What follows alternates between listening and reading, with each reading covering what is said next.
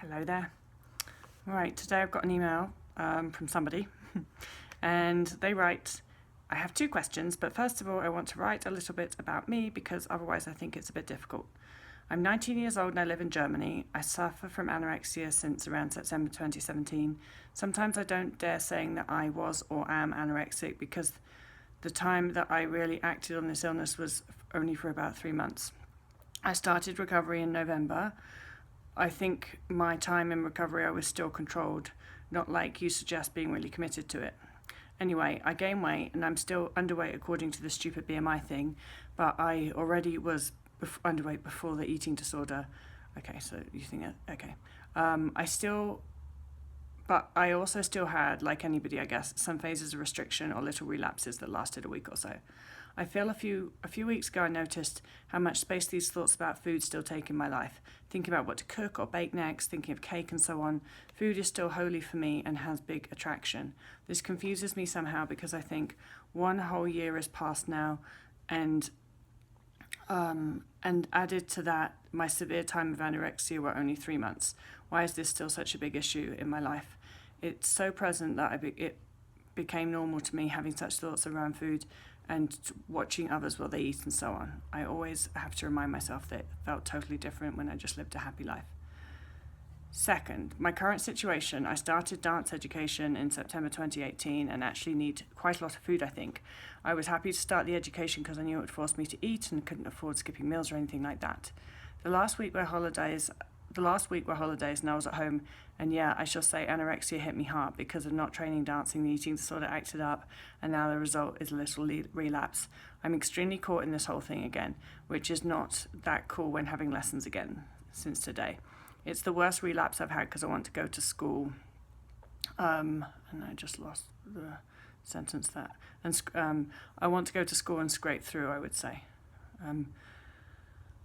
But I would really love to start real recovery and commitment to it. I like your approach so much, but I can't. I mean, I know I can, but it's hard. I feel so caught. And the problem is that I moved from my parents' house to take the education, which means I'm alone and nobody can control how much I eat. So how can I manage telling myself that it is worth recovering alone?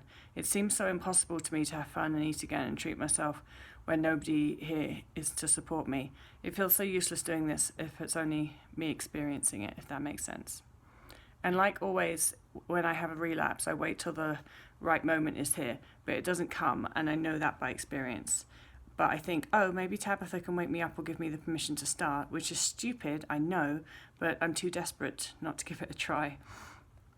I know this was very long, I'm sorry, Catherine. Well, Catherine, you know what you need to do, don't you? And so from what I understand, you're at dance school, and it also sounds like you feel that you're recovered enough to do that. But I think that this idea that you have in your head that your eating disorder only lasted 3 months means that you're really not understanding that you still have an eating disorder. You still have mental hunger. You're still thinking about food the whole time. So your brain is still acting as if food is scarce, because that's not normal. When a brain doesn't think that food isn't scarce, it doesn't think about food the whole time, right? So you have to look at, okay, well, regardless of maybe I increase my weight or whatever, like take weight out of the equation, your brain is still acting as if food is scarce, which means that you still have an eating disorder. And so, of course, then, when you started doing more physical activity, when you started dancing, those eating disorder thoughts, that those new, your brain links food and movement a lot of the time when you have an eating disorder. So when you increase the movement, your eating disorder thoughts increase and therefore you relapse. But it's not really a relapse because you weren't fully recovered, right? So you need to focus on what you have to do for recovery, because if you don't, dance school's not going to work for you, is it? Ever. It will always. And this is the thing that's so persuasive when you have an eating disorder. You always just think, well, now's not the right time. Now's not the right time to do recovery. I've got too much going on right now. And you also can kid yourself with the anosognosia part, which is not knowing how sick you are. You can also kid yourself that you're doing really well and, nobody's really noticing and you're functioning. But the thing is that you're never functioning as well as you could do. People are noticing. They're just too polite to say anything. And it will just gradually, and so in such small ways, so that you can't necessarily even notice it's happening, it gets worse and worse and worse until you can't function anymore. And then everything goes to shit. And this is a cycle that so many people with eating disorders get into because they only class themselves as having an eating disorder when they're heavily restricting or very underweight or anything like that. And they brush off too easily a lot of the mental state markers of having an eating disorder, which should say you're not fully recovered. And because it's easier, isn't it? You don't want to deal with it. You don't want to have to admit it. You don't want to have to deal with recovery. You don't want to have to admit that there's still fear of weight gain, fear of eating food, that the food's still really controlling your life, how much of your brain space it takes up.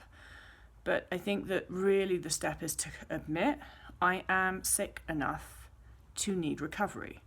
And unless I do something, this is going to ruin my life. That's really what the deal is here. And so I hope that you can understand that, and I hope that you can take the action that you know that you need to take. Your brain is telling you, I want more food, right? So, food and rest. It's the same deal for everybody. Food and rest, and doing the opposite of what those eating disorder neural pathways want you to do. And for you, particularly, stop the 3-month story. Stop the I wasn't sick for very long story. It's not helping you. It's irrelevant how long you were sick for. 3 months, 30 years, whatever. You're still where you're at. Your brain is still doing what it's doing. Your body's still doing what it's doing. You still have to deal with the reality of what that is. Whether your judgment says that it's appropriate or not, that's your deal. And you have to work it out. Best of luck.